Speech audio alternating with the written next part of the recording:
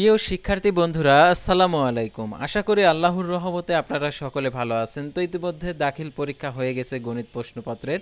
তো অনেকে গণিত যে এমসিকিউ সমাধান, সঠিক সমাধান খুঁজে পাচ্ছেন না। অর্থাৎ আজকের এই ভিডিওটির মাধ্যমে অর্থাৎ গণিত এমসিকিউ সঠিক সমাধান আজকের এই ভিডিওটিতে তুলে ধরা হবে। তাই ভিডিওটি আপনার জন্য অত্যন্ত গুরুত্বপূর্ণ। তাই ভিডিও শুরুর প্রথমে আপনি যদি অল এডুকেশন আপডেট এই চ্যানেলে প্রথমবার এই ভিডিওটি দেখে থাকেন তাহলে অবশ্যই আমাদের এই চ্যানেলটিকে সাবস্ক্রাইব করে রাখবেন এবং notification bell button all press করে রাখবেন। এই ভিডিওটিতে একটি লাইক করে দিবেন। আর যারা ইতিমধ্যে আমাদের এই চ্যানেলটিকে সাবস্ক্রাইব করে পাশে রয়েছেন তাদেরকে অসংখ্য ধন্যবাদ আমাদের এই চ্যানেলের সঙ্গে থাকার জন্য। তো এখন আমি দেখিয়ে দিচ্ছি দাখিল অর্থাৎ 2025 সালের যে এসএসসি পরীক্ষার গণিত প্রশ্নপত্রের এমসিকিউ সমাধানটা দেখিয়ে দিচ্ছি। অবশ্যই মিলে নেবে, কারণ এই প্রশ্নপত্র আর কি অনেকে ভুলভ্রান্তি উত্তর দিয়ে থাকে। তো আমাদের এখানে 100% নির্ভুল উত্তরগুলো করা হয়েছে। তো এগুলো দেখে নিলে আর কি বুঝতে পারবে আসলে কয়টা নৈবিত্তিক আর কি শর্ট হয়েছে।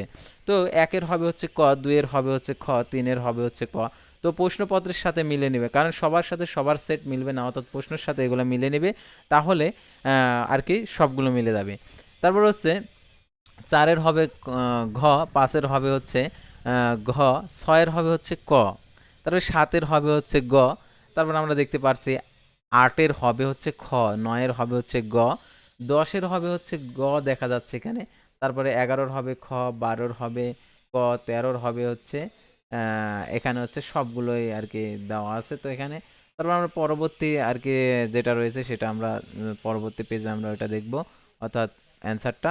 অর্থাৎ এখানে দেওয়া রয়েছে 14 নম্বরে 14-এর হবে ঘ, 15-এর হবে গ, 16-এর হবে গ, 17-এর হবে ঘ, 18-এর হবে খ, 19-এর হবে খ, 20-এর হবে ঘ ঘ, 21-এর হবে গ, তারপর আমরা দেখতে পাচ্ছি 22-এর হবে গ, তারপর আমরা 23-এর এখানে দেখতে পাচ্ছি এখানে গ হবে, 24-এর হবে খ, 25-এর হবে খ, 26-এর হবে হচ্ছে গ, 27-এর হবে হচ্ছে খ, 28-এর হবে হচ্ছে গ, 29-এর হবে গ, 30-এর হবে ক।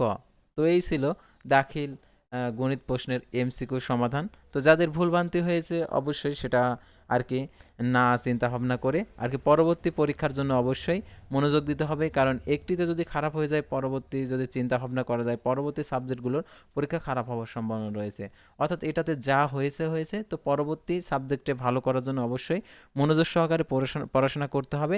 সেহেতু আজকের থেকে যেহেতু এটাতে খারাপ হয়েছে, তো যাদের খারাপ হয়েছে আর যাদের ভালো হয়েছে তো ভালোই, আর যাদের খারাপ হয়েছে সামনেরটাতে ভালো করার জন্য অবশ্যই সময়টা কাজে লাগাতে হবে। তো এখন থেকে পড়াশোনা স্টার্ট করতে হবে। তো আশা করি আপনারা সকলেই এই এমসিকিউ সমাধানটা মিলে নিতে পারছেন। তো পরবর্তী ভিডিওতে আবারও কোনো নতুন জব আর কি এডুকেশন সংক্রান্ত আর কি ভিডিও নিয়ে আপনাদের সামনে হাজির হব। সে পর্যন্ত সবাই ভালো থাকবেন, সুস্থ থাকবেন, আর অবশ্যই আমাদের এই চ্যানেলটিকে সাবস্ক্রাইব করে পাশে থাকবেন। আল্লাহ হাফেজ।